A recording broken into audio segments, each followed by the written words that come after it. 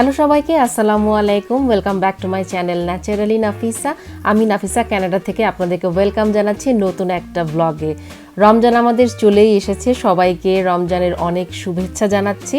আজকের ব্লগে আমি শেয়ার করব আপনাদের জন্য রমজানের 15টা ফ্রোজেন ইফতার আইডিয়া বলতে পারেন। এখানে কয়েকটা রেসিপিও আমি শেয়ার করেছি। তো এই রেসিপিগুলা বা এই আইডিয়াগুলা বা এই রমজানের ইফতার হ্যাকগুলা আপনারা শুধু রমজান মাসে না, রমজানের পরেও সারা বছর ধরে আসলে অ্যাপ্লাই করতে পারবেন। এবং ট্রাস্ট মি, এই হ্যাকগুলা এত বেশি হেল্প করে যে আপনার অনেক অনেক অনেক টাইম সেভ হবে। আমার এই ভিডিওটা স্পেশালি তাদের উপকারে আসবে যারা স্টুডেন্ট আছেন দেশে বা বিদেশে, অথবা কর্মজীবী আছেন কিন্তু রান্নাঘরে খুব বেশি সময় দিতে পারেন না, অথবা যারা একদম বিগিনার্স, নতুন সংসার শুরু করেছেন। আমি আশা করি তাদের জন্য এই ভিডিওটা অনেক হেল্পফুল হবে, অনেক আইডিয়া দিবে। আর এই ভিডিওতে আমি বিভিন্ন রকম রেসিপি বা রেসিপি আইডিয়া শেয়ার করেছি। কয়েকটা রেসিপি শেয়ার করেছি যেমন একদমই ফুললি কুকড, মানে সম্পূর্ণ রান্না করে কিভাবে ফ্রিজ করে রাখবেন সেগুলো শেয়ার করেছি। আবার কয়েকটা খুবই উপকারী ম্যারিনেশন আইডিয়া আমি শেয়ার করেছি, যেগুলো আপনারা ম্যারিনেট করে ফ্রিজে রেখে দিতে পারেন কয়েক মাস পর্যন্ত। আবার কিছু কিছু হেলদি অপশানও আমি এই ভিডিওতে ইনক্লুড করেছি, যেমন অল্প তেলে কিভাবে মাছ বা মাংস বেক করে আপনারা ফ্রিজে রেখে দিতে পারেন। তাহলে চলুন দেরি না করে ব্লগটা শুরু করি। তো যারা আমাকে প্রথম দেখছেন, আমার ব্লগ প্রথম দেখছেন, প্লিজ আমার চ্যানেলটা সাবস্ক্রাইব করে দিবেন এবং আপনারা লাইক করবেন, কমেন্ট করবেন। আপনাদের কমেন্ট পড়তে আমার খুব ভালো লাগে। আমাকে ফেসবুকে ফলো করতে পারেন, আমার ফেসবুক পেজ ন্যাচারালি নাফিসা এবং আমার Facebook group naturally Nafisa group, আপনারা অবশ্যই জয়েন করবেন। আমাকে ইনস্টাগ্রামেও ফলো করতে পারেন, ন্যাচারালি নাফিসা 01 আমার আইডি। তো শেয়ার করছি আমার ফার্স্ট রেসিপি, পৃথিবীর সবচেয়ে সহজ জালি কাবাব। তো এই জন্য লাগবে কাঁচা কিমা ভালো করে ধুয়ে পরিষ্কার করে নিয়েছি। আরও নিয়েছি লাল মরিচের গুঁড়া, আদা রসুন পেস্ট, টমেটো সস, গরম মশলার গুঁড়া, জায়ফল জয়ত্রী গুঁড়া, দেন অনেকগুলো ব্রেড ক্রাম বা বিস্কুটের গুঁড়া, অ্যান্ড নিয়েছি সাদা গোলমরিচের গুঁড়া। এখানে কিন্তু আমি বিফ কিমা ইউজ করেছি। তো আরও লাগবে 2টা ব্রেড। এই ব্রেডগুলো আমি পানিতে ভিজিয়ে চিপড়ে নিয়েছি, এখানে দেখলেই বুঝতে পারছেন একদমই পানিতে ডুবানো এটা। অ্যান্ড দেন একটা ডিম নিয়েছি। তো সব কিছু ভালোভাবে মেখে দেন এই কিমার মধ্যে আমি অ্যাড করে নিব অনেকগুলো পেঁয়াজ, কাঁচা মরিচ অ্যান্ড পুদিনা পাতা আর ধনে পাতা। সো ধনে পাতা পুদিনা পাতাটা আসলে ফ্রোজেন, এই জন্য দেখতে এরকম লাগছে। আর পেঁয়াজগুলো একটু ছোট ছোট করে কাটতে চেষ্টা করবেন যেন কাবাবের সাথে ভালোভাবে মিশে যায়। তো এরপরে আমি এভাবে গোল গোল করে শেপ দিয়ে নিয়েছি কাবাবের। আমার অ্যারাউন্ড 3 পাউন্ডের মতো কিমা ছিল, তো 30টার মতো কাবাব আমার হয়েছে। সো এটা ডিপেন্ড করে, আপনারা যদি আরও বড় বড় সাইজ করতে চান তাহলে আর একটু কম হবে। তো এই প্লেটগুলোতে আমি অয়েল ব্রাশ করে নিয়েছি যেন স্টিক না করে, এবং এই কাবাবগুলোকে এরপরে আমি বিস্কুটের গুঁড়া বা ব্রেড ক্রামে গড়িয়ে নিয়েছি। তো এইভাবে এই অবস্থায় আমি নর্মাল ফ্রিজে রেখে নিব 1 ঘন্টার মতো। যারা কাঁচা কাবাব ফ্রিজ করে রেখে দিতে চান তারা এই পর্যায়ে এই কাবাবগুলোকে ডিপ ফ্রিজে বা ফ্রিজারে ফ্রিজ করে রাখতে পারেন এবং পরে যখন খাবেন তখন বের করে তেলে ভেজে নিতে পারেন। বাট আমি মনে করি যে আমি একবারে সবগুলো ভেজে দেন আমি ফ্রোজেন হিসাবে রেখে দিব এবং যখন দরকার হবে মাইক্রোওয়েভে গরম করে নিব, কারণ এভরি টাইম আমাকে আদারওয়াইজ তেল খরচ করতে হবে, কারণ এই কাবাবগুলো কিন্তু ডুবা তেলে ভাজতে হয়। তো তেলের পরিমাণটা আশা করি বুঝতে পারছেন, এবং এই তেলটা আপনারা মিডিয়াম আঁচে কাবাবগুলো আস্তে আস্তে ভাজবেন এবং তেলটা যখন গরম করবেন তখনও চুলাটা মিডিয়াম আঁচেই রাখবেন, খুব বেশি বাড়িয়ে দিবেন না, তাহলে তেল অনেক বেশি গরম হয়ে যাবে, কাবাব পুড়ে যাবে, ভিতরে কাঁচা থেকে যাবে, কারণ এই কাবাবটা কিন্তু আমরা কাঁচা কিমা দিয়েই বানাচ্ছি। তো একটু আস্তে আস্তে করতে হবে, সময় লাগবে, এক এক পিস 3-4 মিনিট করে লাগবে, বাট 10 মিনিটেই আপনারা এক এক ব্যাচ করে ভেজে ফেলতে পারবেন। বাট মেক শিওর যে তেল যেন প্রপারলি গরম হয়, আদারওয়াইজ এটা সুন্দর কালার আসবে না এবং ভিতরেও পরিপূর্ণভাবে রান্না হবে না। তো এই যে এখানে আমি কাবাবগুলো তুলে নিচ্ছি, একটা এরকম স্ট্রেইনারের সাহায্যে তুলে নিচ্ছি, অ্যান্ড দেন একটা পেপার টাওয়ালের উপর আমি কাবাবগুলো রেখে নিব এবং ঠান্ডা হলে আমি একটা জিপলক ব্যাগে ভরে এটা ফ্রিজারে স্টোর করব। তো কাবাবগুলো দেখলেই বুঝতে পারছেন যে কত ইয়ামি হয়েছে, অনেকটা বিয়ে বাড়ির জালি কাবাবের মতোই দেখতে হয়েছে। ফসকা কাবাবও বলে এই কাবাবগুলোকে, কারণ এই একটা ডিমের জালি জালি ক্রিয়েট করা হয়। তো ভিতর থেকে দেখেন যে একদম ফুললি কুকড হয়ে গিয়েছে অ্যান্ড সফট আছে ভিতরে, and it was so yummy. And যখনই এই কাবাবটা বানাবেন সাবধান, তাড়াতাড়ি স্টোর করতে হবে, কারণ আমার এই স্টোর করতে করতে অলরেডি 4-5টা কাবাব গায়েব হয়ে গিয়েছে, এত মজা। তো নেক্সট রেসিপিতে চলে যাচ্ছি। এরপর আমি দেখাচ্ছি চিকেন মাশরুম প্যাটিস বা রোল বলতে পারেন। তো এখানে আমি চিকেন নিয়েছি, পেঁয়াজ এবং কাঁচামরিচ দিয়ে চিকেন ভেজে নিয়েছি। চিকেনের ম্যারিনেশনটা এই ভিডিওতে একটু পরেই দেখতে পারবেন, যেখানে শাসলিকের ম্যারিনেশন দেখিয়েছি। এবং এখানে আছে কিছু ময়দা ছিল, এবং এখানে আরও নিয়েছি আমি মাশরুম। তো বাটার নিয়েছি, বাটারটা একটু মেল্ট করলেই আমি ময়দাটা দিয়ে দিলাম। দেন এভাবে ময়দাটা ভেজে যখন এরকম একটা আঠালো কনসিস্টেন্সি আসবে, আমি মাশরুমগুলো সব অ্যাড করে দিচ্ছি। তো মাশরুমগুলো একটু ভেজে নেওয়ার পর আমি আমার চিকেনটা এখানে অ্যাড করে দিচ্ছি। এখানে কিন্তু আপনারা রান্না করা চিকেনও ইউজ করতে পারেন, বিফও ইউজ করতে পারেন, যে কোনো কিছু। আমি ইউজ করেছি একটা তান্দুরি চিকেনের ম্যারিনেশন, যে ম্যারিনেশনটা আমি ভিডিওতে একটু পরেই শেয়ার করেছি চিকেন শাসলিকে। ম্যারিনেশনটা দেখলেই বুঝতে পারবেন কিভাবে এই চিকেনটা আমি প্রিপেয়ার করেছি। তো এখানে অনেকক্ষণ ভেজে নেওয়ার পর যখন ময়দার কাঁচা গন্ধটা চলে গিয়েছে, আমি এখানে দুধ অ্যাড করে নিচ্ছি। আমি এখানে 3.25% যেই মানে একটু ফ্যাট কন্টেন্ট আছে দুধ, সেরকম অ্যাড করেছি। আপনারা যদি ক্রিম অ্যাড করেন এখানে আরও ভালো রেজাল্ট পাবেন। তো দুধ অ্যাড করার একটু পরপরই দেখবেন যে শুকিয়ে যাচ্ছে খুব তাড়াতাড়ি। তো আপনি আপনার ডিজায়ার্ড কনসিস্টেন্সি পর্যন্ত দুধ অ্যাড করবেন এবং এই ম্যারিনেশনটা বা এই ফিলিংটা প্রিপেয়ার করবেন। আমি আরও অ্যাড করে নিচ্ছি লটস অফ ব্ল্যাক পেপার। তো ব্ল্যাক পেপার দিলে এই রান্নাটা ভালো হয়। তো দেখবেন যে খুব তাড়াতাড়ি শুকিয়ে যাবে। তো দুধের পরিমাণ দেখে কখনোই ভাববেন না যে অনেক অনেক বেশি। এই যে দেখেন মাত্র 2-3 মিনিটের মধ্যে শুকিয়ে গিয়েছে, এবং আমি একটা বাটিতে নিয়ে নিয়েছি। কতটা ড্রাই হয়ে যায় আসলে ঠান্ডা হওয়ার পর, তো এই জন্য আসলে একটু বেশি করেই দুধ দিবেন। আর আজকে আমি ইউজ করছি পাফ পেস্ট্রি। এই পাফ পেস্ট্রিগুলো আমাদের এখানে এরকম শিট আকারে পাওয়া যায়, এক একটা প্যাকেটে 2টা করে শিট থাকে, এবং এগুলো দিলে আসলে একদমই প্যাটিস যেটা হয় বাংলাদেশে যে প্যাটিস থাকে, আমাদের আনন্দ বেকারির প্যাটিস বা সুইস প্যাটিস ওরকমই হয়। সো খুবই সহজ, খুবই হ্যান্ডি। সুপারস্টোর, ওয়ালমার্টে সব জায়গায় পাওয়া যায়। তো এই প্যাটিসগুলো আমি সবসময় নিয়ে আসি। অ্যান্ড দেন আজকে আমি একটু রোল শেপ দেবো। আপনি স্কোয়ার বা ট্রায়াঙ্গেল যে কোনো শেপ হিসেবে দিতে পারেন, রাউন্ড দিতে পারেন, গোল গোল। So as you wish. তো এইভাবে আমি রোলের মতো করে বানিয়ে নিচ্ছি। অ্যান্ড দেন একটা ট্রেতে আমি অয়েল স্প্রে করে নিয়েছি। তো সেখানে আমি প্যাটিসগুলো আস্তে আস্তে এইভাবে রেখে দিব। এই ফিলিংয়ের সাথে যদি একটু চিজ অ্যাড করেন, মোজারেলা চিজ অথবা ফেটা চিজ, তাহলে কিন্তু এটার টেস্ট আরও অনেক গুণ বেড়ে যাবে। আজকে আমি চিজ ইউজ করছি না, শুধু মাশরুম অ্যান্ড চিকেনের এই ফিলিংটা ইউজ করছি। প্যাটিসগুলো বানানো হয়ে গেলে আমি এই প্যাটিসগুলোকে ঘন্টাখানিক ডিপ ফ্রিজ বা ফ্রিজারে রেখে দিব, যেন একদম ফ্রোজেন হয়ে যায়। তারপর যখন শক্ত হয়ে যাবে তখন একটা জিপলক ব্যাগে ভরে অথবা একটা বক্সে ভরে আমি কয়েক মাস পর্যন্ত সংরক্ষণ করতে পারবো। এবং ফ্রিজারে রাখার আগে একটা টিপস হলো, আপনারা অবশ্যই এভাবে তেল ব্রাশ করে নেবেন। আমি এখানে অয়েল স্প্রে ইউজ করছি। যদি তেল ব্রাশ না করেন বা অয়েল স্প্রে না করেন, উপরের যেই সারফেসটা আছে সেটা কিন্তু ফেটে যাবে যখন ডিপ ফ্রিজে আপনারা রাখবেন। এখানে আমি 2টা প্যাটিস অলরেডি বেক করে ফেলেছি। সো আপনাদের সাথে শেয়ার করছি এন্ড রেজাল্টটা। দেখেন কত ক্রিস্পি হয়েছে এবং একদম দোকানের প্যাটিসের মতো হয়েছে। 400 ডিগ্রি ফারেনহাইটে 20 মিনিটস বেক করলেই এইরকম রেজাল্ট চলে আসবে। তো আমার প্যাটিসগুলো একদম শক্ত হয়ে গিয়েছে কয়েক ঘন্টা পর।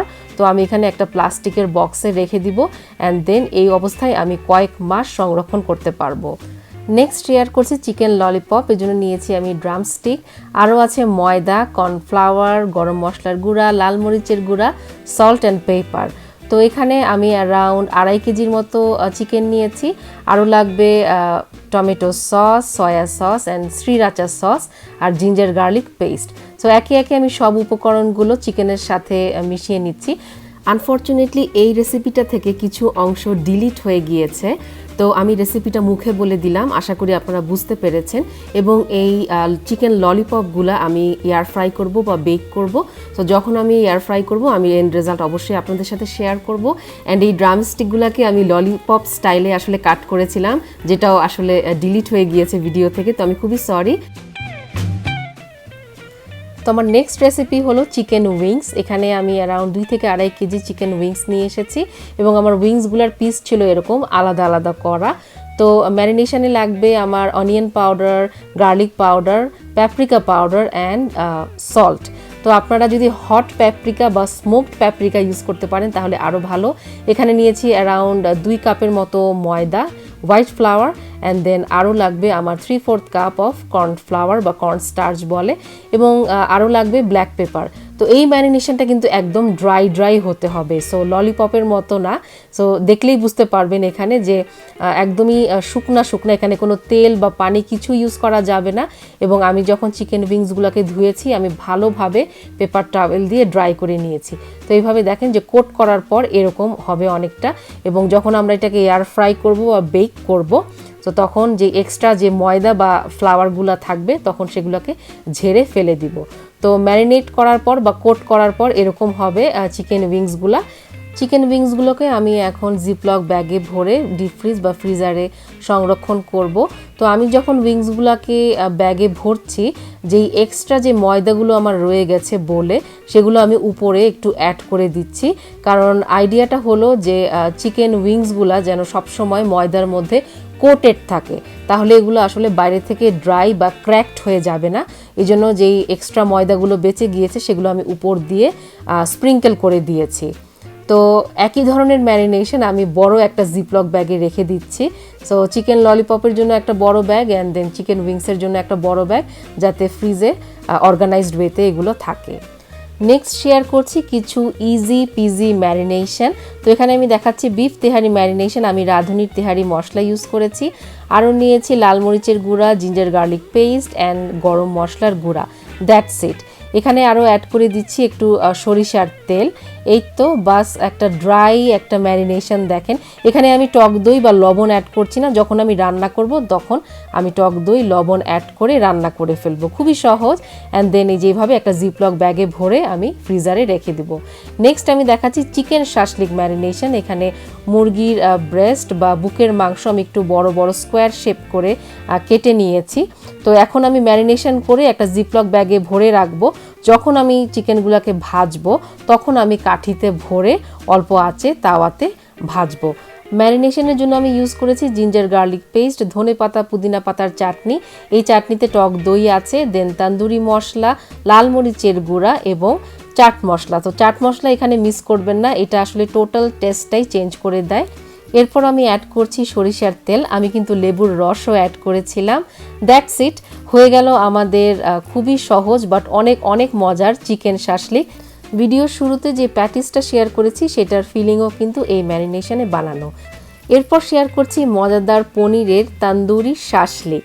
সো পনির এখানে নিয়েছি। তো পনির প্রসেস করার একটা টিপস হলো যে আপনারা পনিরটাকে হালকা গরম পানিতে আধা ঘন্টার মতো এভাবে ডুবিয়ে রাখবেন। সো চুলার আঁচ একদমই কম, লো টু মিডিয়াম নিয়েছি। দেন পানিতে আমি পনিরটা একটু গরম করে নিয়েছি। সো এভাবে করলে হবে যে পনিরটা অনেক নরম হয়ে যায়, কারণ আমরা যখন ফ্রিজার থেকে পনিরটা বের করি এটা বেশ শক্ত থাকে, মশলা ঢুকতে চায় না। অ্যারাউন্ড 500 গ্রামের মতো পনির নিয়েছি, এবং মশলাগুলো দেখেন টক দই, প্যাপ্রিকা পাউডার, জিরা গুঁড়া, গরম মশলার গুঁড়া, আদা রসুন পেস্ট এবং লবণ। আরও লাগবে সরিষার তেল এবং লেবুর রস। পনির যেহেতু একটু নরম তাই আমি এগুলোকে শাসলিকের কাঠিতে ভরে একবারে ফ্রিজারে রাখবো। তো কাঠিগুলোকে আমি কিছুক্ষণ এজন্য গরম পানিতে ডুবিয়ে রেখেছিলাম। তো সবগুলো মশলার সাথে খুবই সাবধানে আমি পনিরগুলোকে ম্যারিনেট করেছি, কারণ পনির কিন্তু বেশ নরম হয়। তো একটু ধৈর্য নিয়ে এই প্রসেসটা করতে হবে। অ্যান্ড দেন আমি কাঠির মধ্যে পনিরগুলো একসাথে ভরে রেখে দিয়েছি একটা এয়ারটাইট বক্সে। এভাবে আমি ভরে ফ্রিজারে রেখে দিব, কয়েক মাস পর্যন্ত আপনারা সংরক্ষণ করে খেতে পারেন। আমার নেক্সট হ্যাকটা হলো বেসন মিক্স। তো প্রতিদিন যখন আলুর চপ বা বেগুনি ভাজবেন, বারবার বেসন মিক্স করা এটা একটা বিরক্তিকর ব্যাপার। তাই আমি ভাবলাম যে বেসনটা আমি একবারেই মিক্স করে রেখে নিই। তো আমি আমার বেসন মিক্সে ইউজ করেছি রাইস ফ্লাওয়ার, মানে চালের গুঁড়ার ময়দা। এখানে অ্যারাউন্ড 3 কাপ বেসনের সাথে আমি 1.5 কাপ চালের গুঁড়ার ময়দা মানে রাইস ফ্লাওয়ার দোকান থেকে কিনা ইউজ করেছি। দেন ইউজ করেছি মরিচ, হলুদ, ধনে, জিরার গুঁড়া, গরম মশলার গুঁড়া, আরও ইউজ করেছি চাট মশলা এবং ব্ল্যাক সল্ট। ট্রাস্ট মি, অনেক অনেক মজা হয় এই বেসন মিক্সটা যদি আপনি এভাবে তৈরি করেন। এবং বেসন যখন গুলাবেন অবশ্যই গরম তেল অ্যাড করতে ভুলবেন না। আমি উপরে একটা লিঙ্ক দিয়ে দিয়েছি, এখানে পারফেক্ট বেসনের গোলা কিভাবে তৈরি করবেন সেখানে স্টেপ বাই স্টেপ বলা আছে। আমার আম্মুর একটা ভিডিও আপনারা চেক আউট করতে পারেন, পারফেক্ট বেসনের গোলা এবং পারফেক্ট পেঁয়াজুর ডাল কিভাবে বাটবেন সেখানে টিপস দেয়া আছে। এই তো তৈরি হয়ে গেল আমার বেসন মিক্স। আমি এভাবে প্যান্ট্রিতে রেখে দিচ্ছি, যখনই আমার দরকার হবে আমি এই বেসন মিক্সটা বের করব, তেল এবং পানি অ্যাড করে আমি আমার বেগুনি ভেজে ফেলবো। তো নেক্সট টিপসটা শেয়ার করছি, সেটা হলো শরবত। তো লেবু শরবত আমাদের কম বেশি সবারই খুব পছন্দ, কিন্তু রোজার সময় এই লেবু চিপড়াতে ভালো লাগে না, এবং লেবু অনেক সময় চিপড়াতে গিয়ে বা লেবুর রস বের করতে গিয়ে কিন্তু তিতা বের হয়ে যায়। সো রোজা রেখে তো সেই তিতাটা টেস্ট করা যায় না। তো এই জন্য আমি ভাবলাম যে এরকম একটা জুসারের সাহায্যে লেবুর রসটা আমি বের করে ফেলি, দেন বিচিগুলো আমি আলাদা করে ফেলে দিয়েছিলাম, অ্যান্ড দেন এভাবে আইস কিউব আকারে আমি এগুলা ফ্রিজারে স্টোর করেছি। তো 1 লিটার পানিতে একটা কিউবই যথেষ্ট, এবং স্বাদ মতো চিনি বা অন্য যে কোনো স্পাইস আপনারা অ্যাড করবেন। আমি যখন বানাবো আমি অবশ্যই ইনশাল্লাহ আপনাদের সাথে শেয়ার করব। নেক্সট শেয়ার করছি আরেকটা মজার হ্যাক। সো রুই মাছ এখানে আমি ভেজে নিচ্ছি, আসলে আমি বেক করছি। তো রুই মাছ ভালোভাবে পরিষ্কার করে আমি ম্যারিনেট করে নিয়েছি হলুদ, মরিচ, লবণ এবং ধনে গুঁড়া দিয়ে, দেন একটু অয়েল আমি স্প্রে করেছি, এবং 400 ডিগ্রি ফারেনহাইটে 20 মিনিটস এক সাইডে আমি বেক করেছি। দেন এভাবে উল্টে দিয়েছি, এবং এই সাইডটাও আমি 10 মিনিটস 400 ডিগ্রি ফারেনহাইটে বেক করেছি। তো এভাবে বেক করলে মাছ একদম সুন্দর ভাজা ভাজা হয়ে যায়। তো আপনারা ফ্রিজারে রেখে দিতে পারেন এভাবে ভেজে, এবং পরে যখন রান্না করবেন তখন জাস্ট মশলা কষিয়ে এই মাছগুলো অ্যাড করে দিবেন। তো এই যে এখানে আমি একটা কন্টেইনারে নিয়ে নিয়েছি কয়েকটা মাছ, এভাবে আমি ফ্রিজারে সংরক্ষণ করব। এবং দেখেন মাছটা কিন্তু ভিতরে একদম সুন্দরভাবে রান্না হয়ে গিয়েছে, এবং ট্রে থেকেও সুন্দরভাবে উঠে আসছে। তো আমার কাছে এটা খুব হেল্পফুল মনে হয়েছে। সো আমার নেক্সট টিপটা হলো বাল্ক কুকিং। তো যারা তেহারি বা বিরিয়ানি খেতে পছন্দ করেন বা হালিম খেতে পছন্দ করেন, এভাবে মাংস রান্না করে রাখতে পারেন। দেন ছোট ছোট বক্সে আপনারা হিসাব করে মাংসগুলো বেড়ে আপনারা ফ্রিজারে রেখে দিতে পারেন। পরে যখন বিরিয়ানি বা তেহারি রান্না করবেন জাস্ট বক্সটা বের করবেন, আপনার 50% কাজ শেষ। পোলাও রান্না করে জাস্ট মিক্স করে দিবেন, তো অনেক টাইম সেভ হয়। দেন আমার আরেকটা কিচেন হ্যাক হলো যে যেই আইটেমগুলো রান্না করতে একটু বেশি সময় লাগে বা প্রসেস করতে একটু বেশি সময় লাগে, যেমন কলিজা, শুটকি, এগুলো আপনারা আগে থেকেই প্রসেস করে রাখতে পারেন। এখানে আমি কলিজা ভালোভাবে ধুয়ে সিদ্ধ করে পরিষ্কার করে কেটে একটা জিপলক ব্যাগে রেখে দিচ্ছি, যখন রান্না করব তখন জাস্ট মশলা কষিয়ে অ্যাড করে দিব। তো আরও কিছু টিপস হলো যেমন ধনেপাতা, কাঁচামরিচ, ফ্রুটস এগুলো ধুয়ে সংরক্ষণ করা ফ্রিজারে। সো এই হ্যাকগুলো খুবই কমন হলেও খুবই হেল্পফুল, এবং অনেক টাইম সেভ করে আমাদের ডেইলি লাইফে। তো আশা করি ভালো লেগেছে আজকের ব্লগটি। ভালো লেগে থাকলে অবশ্যই লাইক করবেন, কমেন্ট করবেন, এবং যারা নতুন প্লিজ সাবস্ক্রাইব করবেন। সবাই সুস্থভাবে রোজা সম্পন্ন করতে পারেন এই দোয়া থাকলো। আমার জন্য সবাই দোয়া করবেন। ইনশাল্লাহ দেখা হবে নেক্সট ব্লগে। আসসালামু আলাইকুম, বাই বাই।